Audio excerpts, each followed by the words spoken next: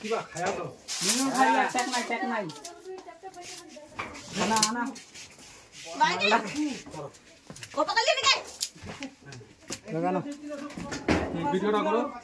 এটা বালিজল দক্ষিণ পাড়া সাপ ছিল। এই যে দেখছেন সাপের বাচ্চা। হ্যাঁ, খুব আতঙ্ক জিনিস। সাপের আতঙ্ক নামটাই হচ্ছে রাখাটা উচিত, কারণ এই সাপ কাটলে পরে বেশিক্ষণ মানুষ বাঁচে না। আর সাপ ধরা সহজ ব্যাপার না। কেউ কেউ বলে যে সাহসে সাপ ধরে, এটা ভুল।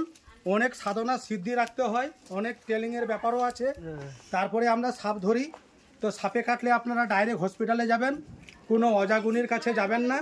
দেখছেন সাপটা কী যেন খাইছে। হ্যাঁ, এই যে সাপের ফনা দেখছেন, এই যে ফনা তুলছে। তো যাই হোক, আমাদের যোগাযোগ নাম্বারটা হচ্ছে 9734111018। এই নাম্বারে আপনারা কল করবেন, ঠিক আছে?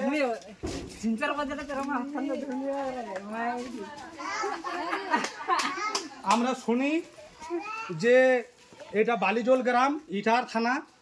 তো আমরা শুনি যে সাপ ধরতে 5000, 6000, 4000 করে নেয়। এরকম অবৈধভাবে কেউ যদি টাকা নিয়ে থাকে, আমাদের উত্তর দিনাজপুরের রেস্কিউ টিমকে ফোন করবেন। তাহলে আমাদেরকে যদি ফোন করেন, তার আমরা পানিশমেন্ট করব। তাদেরকে এরকম যারা অবৈধভাবে যারা কামটা করবে, তাদের 7 বছরের জেল হবে, মোটা অঙ্কের টাকা জরিমানা। আর কেউ পশু পাখিকে মারবেন না।